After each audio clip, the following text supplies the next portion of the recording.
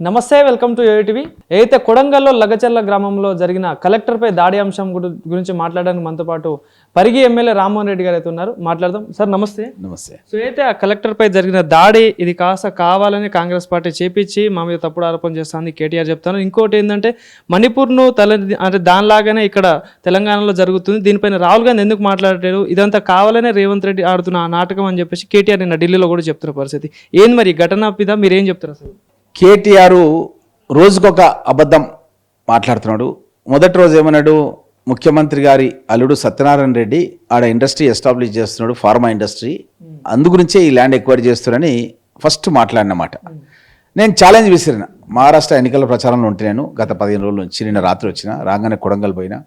అయితే నేను ఛాలెంజ్ మహారాష్ట్ర నుంచే విసిరిన, ఏమని, టిఎస్ఐఐసి అనే సంస్థ ఈ భూసేకరణ చేయాలని కలెక్టర్ గారికి లిఖితపూర్వకంగా రిక్వెస్ట్ చేసింది. ఆ భూసేకరణ చేయాలంటే ఫస్ట్ ఆఫ్ ఆల్ ప్రొసీజర్ ఏముంటుందంటే ప్రజాభిప్రాయ సేకరణ చేయాలి. అక్కడ రైతుల దగ్గర పోయి మీకు నష్టపరిహారంగా ఒక 20 లక్షల వరకు అమౌంట్ ఇస్తాము, ఒక డిటిసిపి అప్రూవ్డ్ లేఅవుట్లో ఒక ప్లాట్, గవర్నమెంట్ ప్లాట్ ఇస్తాము, మీ కుటుంబంలో ఒకరికి అవుట్సోర్సింగ్లో ప్రభుత్వ ఉద్యోగం ఇస్తాము, ఈ విధంగా వాళ్ళకు ఒక ఇంద్రమ్మ ఇండ్లు కూడా ఇస్తాం, ఎస్సీ ఎస్టీలు అయితే 6 లక్షలు, బీసీలు అయితే 5 లక్షలు పెట్టి ఈ విధంగా ఒక ప్యాకేజ్ మొత్తం దగ్గర 35-40 లక్షలు ప్యాకేజ్ ఇస్తామని చెప్పి వీళ్ళకి చెప్పడానికని పోయింది అక్కడికి. ఒక డ్రాఫ్ట్ అది అప్రూవ్డ్ కాదు, ఇంకోటి కాదు, డ్రాఫ్ట్ అది. డ్రాఫ్ట్ అంటే ఏంది, మనం ఒక లెటర్ తయారు చేయాలంటే ఫస్ట్ డ్రాఫ్ట్ చేసి చూపిస్తాం, ఇది ఓకే అంటేనే కొడతాం, ఇంకా ఓకే కూడా కాలేదు. అలాంటి దానిపైన వీళ్ళు ఏం చేశారంటే ప్రజాభిప్రాయ సేకరణ జరగకుండా కలెక్టర్ గారిని ఒక drama artist, short film director, producer ఈ సురేష్ అనే వ్యక్తి మణికొండ లోపల ఒక విల్లాలో ఉంటాడు, కోట్ల రూపాయల విలువలో, అతన్ని హైర్ చేసి అతని నెత్తికి ఒకటి రుమాలు కట్టుకొని అతన్ని చూస్తే గిరిజన రైతు అనే విధంగా బిహేవియర్లో ఉంది. అతను చాలా రక్తి కట్టించే విధంగా కలెక్టర్ గారితో రిక్వెస్ట్ చేసినాడు, మీరు 10 కిలోమీటర్ల దూరం నుంచి వచ్చిండ్రు, ఒక 10 నిమిషాల గురించి మా దగ్గర రండి ఇక్కడికి అని అడిగితే ఎవరైనా సరే ఆయన ప్లేస్లో ఉన్న వాళ్ళు పాపం గిరిజన రైతు అడుగుతున్నాడు వెళ్దామని చెప్పి వెళ్తారు. అట్లా తీసుకెళ్ళాడు. అక్కడ రెడీగా రెండవ టీం ఉంది, ఇది మొదటి టీం సభ్యుడు చేయాల్సిన పని, రెండవ టీం అక్కడ రెడీగా ఉండి అక్కడ రాళ్ళు రప్పలు అన్నీ పెట్టుకొని రెడీగా ఉన్నారు. అక్కడికి పోగానే అది కలెక్టర్ కారు మీద అన్నిటి మీద దాడి చేపిస్తే తప్పించుకున్నారు అక్కడ నుంచి.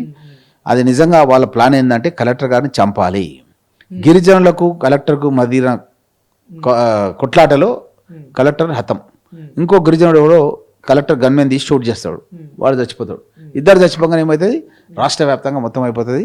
అక్కడ మహారాష్ట్రలో ఎన్నికల్లో కూడా కాంగ్రెస్ పార్టీకి చెడ్డ పేరు వచ్చే విధంగా చేయాలని ప్లాన్ చేసి. అంటే ఇంత జరుగుతున్నా కూడా మరి అంటే కాంగ్రెస్ పార్టీ అంటే అధికారంలో ఉంది పార్టీ, మరి ఇంటెలిజెన్స్ వ్యవస్థ ఏమైంది అంటే ఇంత జరుగుతున్నా ఎందుకు ముందస్తు జాగ్రత్తలు తీసుకోలేదు కాంగ్రెస్ పార్టీ అని కూడా ప్రతిపక్షాలు విమర్శిస్తూ ఉంటాయి. ఇదంతా అంటే కావాలని జరుగుతున్న నాటకమే, కాంగ్రెస్ పార్టీ ప్రభుత్వం మీద వస్తున్న వ్యతిరేకతని తప్పించడం కోసం ఇట్లా చేస్తుందని చెప్పి కూడా ప్రతిపక్షాలు చెప్తా ఉన్నారు. ఎంతవరకు వాస్తవం ఉంటుంది? ఇప్పుడు మీకు నేను ఒక న్యూస్ పేపర్ చూపిస్తాను. ఇప్పుడు సిద్దిపేట శాసనసభ్యుడు మాజీ మంత్రి, ఒకసారి ఇది జూమ్ చేయండి. అయితే అక్కన్నపేట దగ్గర ఈ భూసేకరణ చేయొద్దని కొంతమందిని హైర్ చేసుకొని చాలా పెద్ద నాటకం లేపిండు హరీష్ రావు. నిన్న చౌదరి గారు సిద్దిపేట కలెక్టర్ గారి దగ్గరికి రైతులే స్వచ్ఛందంగా వచ్చి వాళ్ళ పాస్బుక్స్ అన్ని ఇచ్చేసి మా భూములు తీసుకోండి కానీ మాకు న్యాయం చేయండి, మాకు నష్టపరిహారం ఇవ్వండి, ఉద్యోగాలు ఇవ్వండి అని వాళ్ళు రిక్వెస్ట్ చేసారు. పేపర్లో వచ్చింది, ఈరోజు సాక్షిలో వచ్చింది. సో ఇక్కడ కూడా ఆ ప్రక్రియ ప్రారంభం కాలేదు, ఇది క్లోజింగ్ అయిపోయింది. మేము వాళ్ళకు చెప్పడానికి అధికారులను పంపిస్తే అధికారులపైన దాడి చేశారు, అది కూడా కుట్రపూరితంగా తీసుకుపోయి దాడి చేశారు, వాళ్ళే కావాలని రెచ్చగొట్టారు. సో కాబట్టి వాస్తవాలు ఏమైనా తొందరలోనే బయటకు వస్తాయి. కాబట్టి అన్ని విషయాలు కూడా మీకు అన్నీ కూడా తెలుస్తాయి. అంటే ప్రధానంగా వాళ్ళు ఏమంటా ఉన్నారు అంటే ముఖ్యమంత్రి అల్లుడు కంపెనీలకు ప్లస్ అవ్వడం కోసమే ఈ భూసేకరణ అనేది జరుగుతూ ఉంది, కావాలనే రేవంత్ రెడ్డి గారు చేపిస్తున్నారు అంటూ కూడా చేస్తూ ఉన్నారు. సో ఏంటి సార్ ఇది, ఎంతవరకు వాస్తవం ఉంటారు, మీకు ఏమైనా ఇన్ఫర్మేషన్ ఉందా? ముఖ్యమంత్రి అల్లుడి పేరు మీద కేటీఆర్ ఏదైతే స్టేట్మెంట్ ఇచ్చిండో నేను ఛాలెంజ్ వేసిరిన, నువ్వు సాక్ష్యాధారాలు మీడియా ముందు పెట్టు. ముఖ్యమంత్రి అల్లుడు కొడంగల్లో ఒక ఫ్యాక్టరీ పెడతా అని టిఎస్ఐఐసికి దరఖాస్తు చేసిండా? నేను అడిగిన, టిఎస్ఐఐసి ఎండీని అడిగిన, అసలు దరఖాస్తు చేయలేదు, ఎవరు కూడా చేయలేదు ఇంతవరకు అని చెప్పిండు. అది ఓన్లీ డ్రాఫ్ట్, అసలు డ్రాఫ్ట్ ఫైనలైజ్ కావాలి, నోటిఫికేషన్ కావాలి, ల్యాండ్ హ్యాండ్ ఓవర్ కావాలి, చాలా పెద్ద పని ఉంది. అసలు ఏమి జరగకముందే బట్టగాల్చి మీద వేసినట్టు ఇది ఒక డ్రామా ఆర్టిస్టు లాగా మాట్లాడుతున్నాయన. ఈరోజు ఇక్కడిది మాట్లాడి అక్కడ పోయి ఇంకో విధంగా ఢిల్లీ పోయి ఇంకోటి మాట్లాడతాడు, రేపు ఇంకోటి మాట్లాడతాడు. ఈ విధంగా ఏ పూటకు ఆ మూట మాట్లాడుతూ తన సోషల్ మీడియా ద్వారా ప్రభుత్వాన్ని అప్రతిష్ట పాలు చేయడానికి కేటీఆర్ కుట్ర పన్నిండు. అందుగురించే ఈ బీఆర్ఎస్ యొక్క సోషల్ మీడియా అధిపతిని పోలీసులు అరెస్ట్ చేశారు.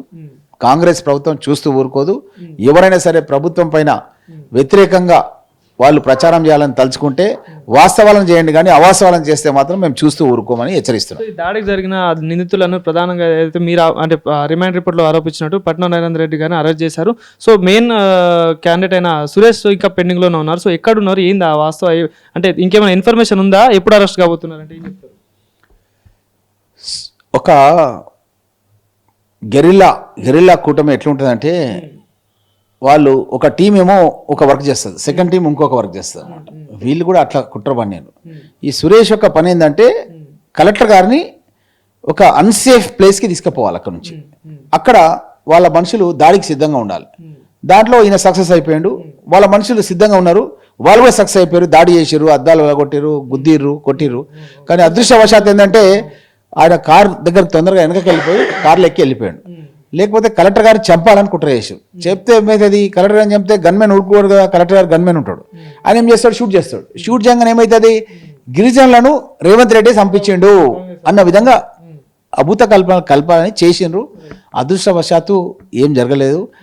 కానీ చూస్తూ ఊరుకోము, అన్ని విషయాలు కూడా బయటకు వస్తాయి. రేపు ఆల్రెడీ నిందితుడు నరేందర్ రెడ్డి ఆయన వాంగ్మూలం ఇచ్చిండు. కేటీఆర్ యొక్క ఇన్స్ట్రక్షన్స్తోనే ఈ విధంగా చేసినా అని స్పష్టంగా రాసి సంతకం పెట్టిండు. మళ్ళీ జైలుకు పోయిన తర్వాత అది నాకు ఏం రాసిండ్రో తెలియదు, నేను 10 నిమిషాలే టైం ఇచ్చిండ్రు అని అభూత కల్పన చేస్తూ ఇంకోటి ఇస్తే అది కోర్టు ఒప్పుకోలేదు. మీకు తెలుసు, కోర్టు అట్లాంటివి ఒప్పుకోదు.